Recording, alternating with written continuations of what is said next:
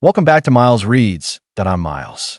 Today, we're diving into a book called The Path of Least Resistance. Ever wonder, why is it that I know all the right things, but I still can't seem to get my life together? This book offers a unique answer to that very question. The author, Robert Fritz, digs deep into the root cause of our recurring failures and presents a powerful alternative, finding your own path of least resistance to consciously create the life you want.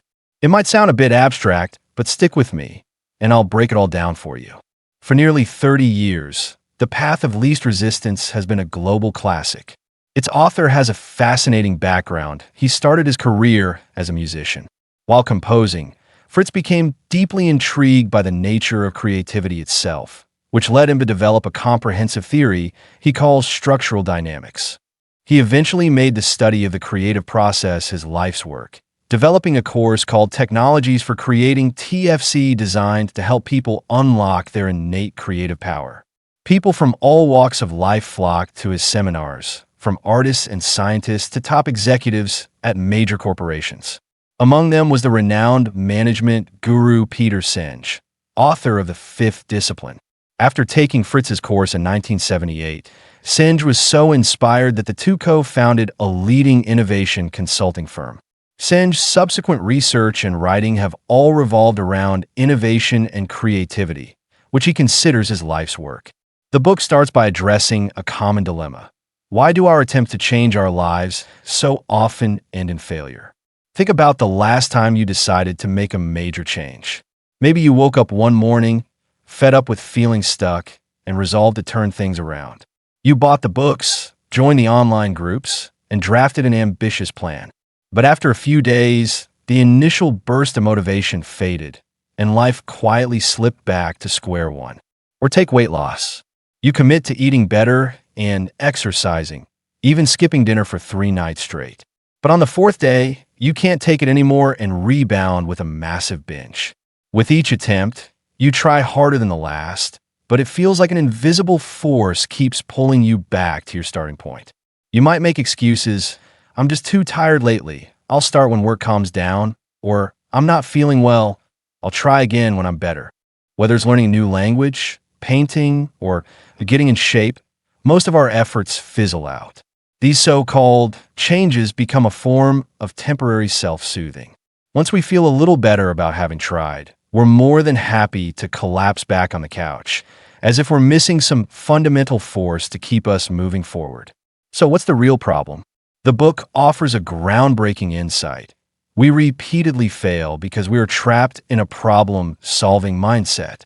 Think about it. Every time you try to lose weight or learn Spanish, you follow a find a problem, analyze the cause, fix the problem sequence. But this approach, especially for challenges that require willpower, is often a recipe for failure. When we try to solve a problem, our actions are designed to avoid an unwanted outcome. The worse the problem, the more drastic our actions. But as soon as our actions start to work and the problem eases, our motivation wanes and we stop. Inevitably, the problem returns. It's a process that swings back and forth, just like a pendulum. You end up exhausting yourself without making any real, lasting progress. Nearly all attempts at change follow 3 stages: the initial push, the struggle, and the subsequent surrender. At each stage, you're wrestling with different forces. Let's stick with the weight loss example. At first, you decide to eat less and move more. The desire for a fit body creates a strong pull, motivating you to act. But at the same time, an equal and opposite force is at play: the pull of comfort that craves tasty food and relaxation. You're caught in a struggle between these 2 forces. Imagine you're standing between 2 walls. One wall is the fit body you desire, the other is the comfort of an eat-whatever-you-want lifestyle. A giant rubber band is attached from each wall to your body. You stand in the middle, held in place by 2 opposing forces. As you move toward the fit body wall, the rubber band behind you stretches tighter and tighter. Every step forward requires immense effort. The moment you relax, you get snapped right back to the middle. This is the 2nd stage. In the 3rd stage, you give up and fall off the wagon. In this surrender, you find temporary relief and comfort. But soon, the desire for a better body re-emerges and the cycle begins anew. Most of our attempts at self-improvement are just endless repetitions of this pattern, which the author calls oscillation. This trap isn't limited to personal issues, it plagues societal problems as well. Consider the international relief efforts for famine in Ethiopia. War and disaster led to a severe famine, causing widespread death. The crisis drew global attention. The media provided wall-to-wall coverage, celebrities held fundraising concerts, and people in wealthier nations donated generously. Once aid poured in and the immediate crisis was alleviated, the world decided the problem was solved. The media moved on, and public attention shifted. But the underlying causes of the famine were never addressed, and the problem persisted. To this day, children in Ethiopia still die from hunger. This is why Robert Fritz argues that the problem-solving approach simply doesn't work. In today's professional world, problem-solving skill is practically synonymous with competence. Yet, the author makes a provocative claim in his book. Our company has a strict policy. We don't hire people who are good at solving problems. His reasoning is that someone who loves solving problems, who thinks this way by default, often lacks creativity. When we're focused on solving problems, we are merely reacting to our circumstances, constantly doing things to avoid unwanted outcomes. This mindset prevents us from ever stopping to think deeply and clearly about what it is we truly want. According to Fritz, the only way to break this cycle of failure is to make a complete paradigm shift. You have to stop thinking in terms of problem solving and adopt a creative mindset. This is the mode you must learn to use to build the success you desire. Why does problem solving fail? The author observes that all things, including energy, tend to follow the path of least resistance. In the problem-solving model, the path of least resistance pulls you back to where you started, ensuring you never reach your goal. In the creative model, however, the path of least resistance is precisely what leads you to the result you want. What exactly is the path of least resistance? The author lives in Boston and is often asked by visitors how the city's streets were planned. If you've ever been to Boston, you know the streets are a chaotic, winding maze where the name changes every few blocks. The truth is there was no master plan. Many of Boston's roads are simply paved over cow paths from centuries ago. A cow path is a trail forged by cows. When walking, a cow naturally follows the contours of the land, seeking the route that requires the least effort. If there's a hill, a cow won't charge over it, it will walk around it. Over time, a path is formed and other cows follow it. The city of Boston was built along the structures dictated by the terrain. For the cows, and for the city planners who followed, this was the path of least resistance. In truth, we all live our lives along our own paths of least resistance. When we walk, we unconsciously look for the shortcut. If you need to get from the 70th floor of one skyscraper to the 60th floor of the one next door, your only path is dictated by the structure of the buildings, the elevators, stairs, and doors. The author argues the same principle applies to achieving our goals. We often think our mental state determines our success, so we try to psych ourselves up and rely on willpower. But Fritz points out that the true determinant of success or failure is the underlying structure, the one causing the oscillation. In other words, you have to transcend that structure to escape the cycle of failure. To do that, we need a new structure, one that fosters creativity. Unlike the push-pull of the problem-solving model, this is a higher-level structure built on structural tension. It consists of two key components. First, a clear vision of what you want to create, and second, an honest, clear-eyed view of your current reality. Together, these two elements create structural tension. The vision acts as a powerful force pulling you forward, while the discrepancy between your vision and your reality propels you to create the results you desire. The clearer your vision, the more likely you are to create the life you want. Herein lies the key difference. When you solve a problem, your focus is on the negative, and your actions are geared toward avoiding an unwanted outcome. But when you create, you must focus on the result you truly desire. All your actions are aimed at making that vision a reality. When you operate this way, you may find that the pull of the wall of comfort simply disappears.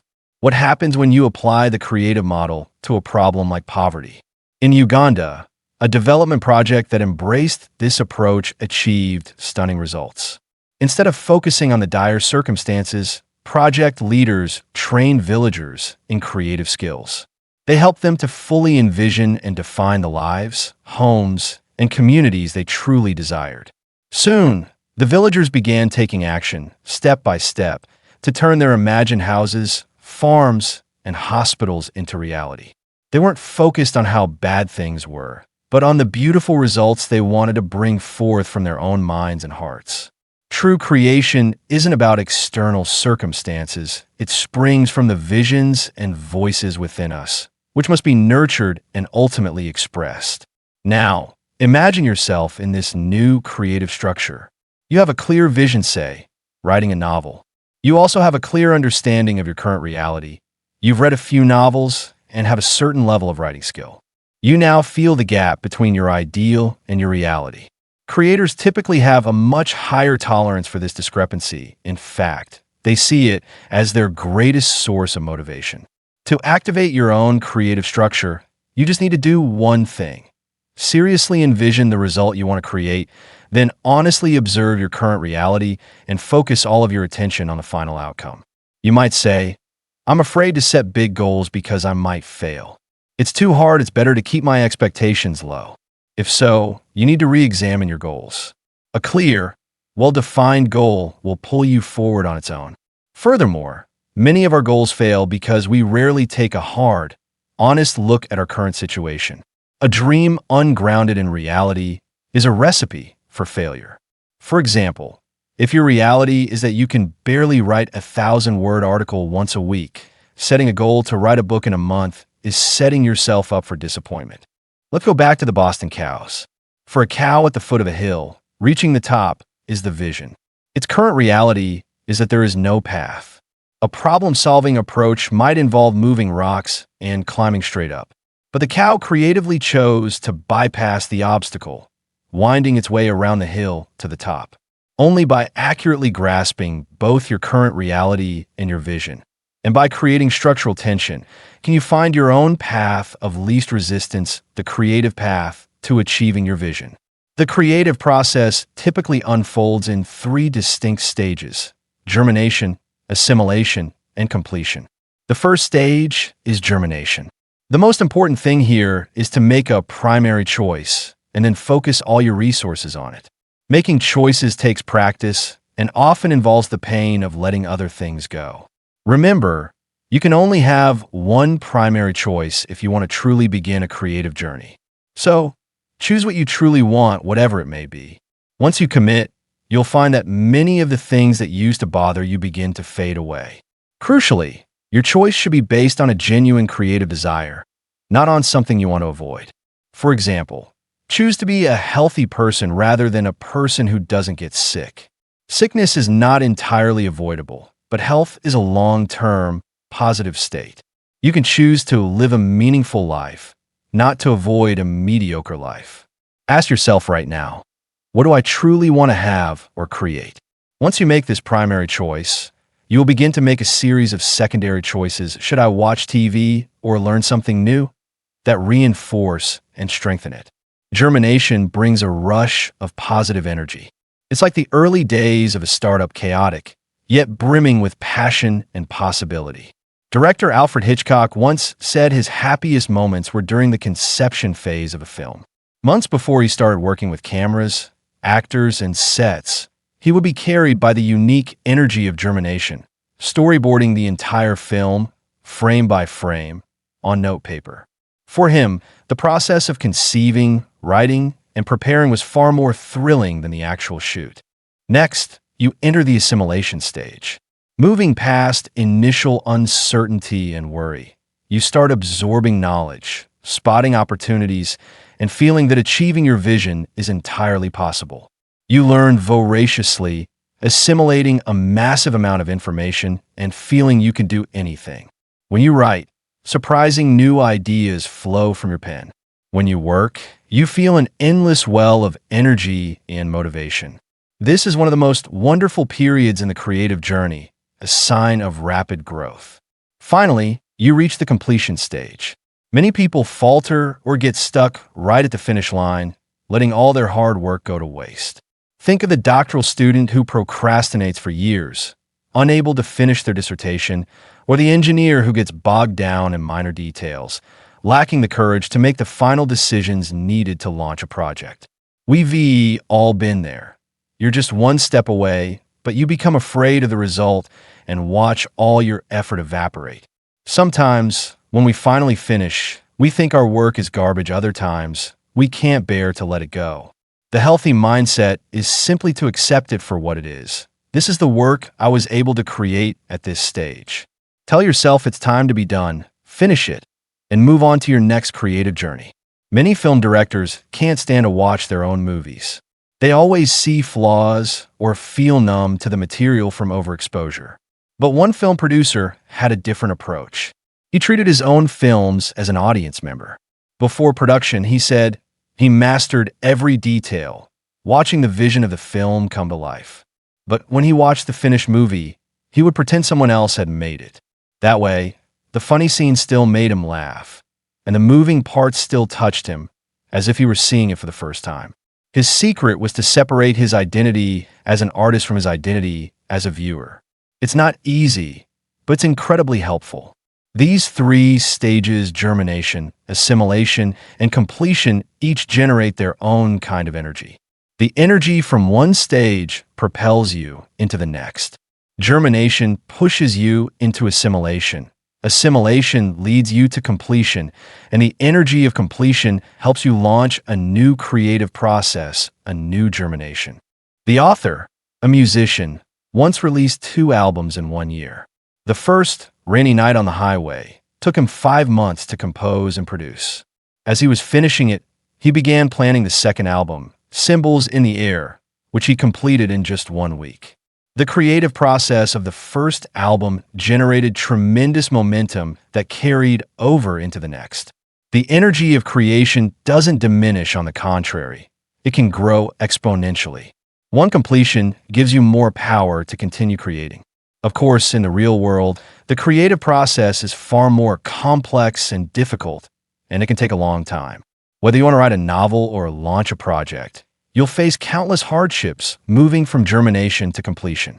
2 of the most common obstacles are time lag and aversion to current reality. The first obstacle is time lag. When you start taking action, it usually takes a while to see results. There's a delay between training employees and seeing improved product quality, and another delay before that quality translates into higher sales. There's another kind of time lag, too. You might feel stalled or even like you're moving backward, but this can be a critical moment for catalyzing your creativity. We also tend to be overly optimistic about the distance between ourselves and our goals. The results of creative action rarely appear instantly. Sometimes change has already happened without us even noticing. You will likely encounter time lags multiple times before reaching your goal. Don't give up. The second obstacle is aversion to current reality. Because our present situation doesn't match our vision, it's hard to see it objectively. You have to train yourself to look at your reality without judgment. We spend far too much time wondering, how did things get this way? And not nearly enough time asking, what is the situation right now?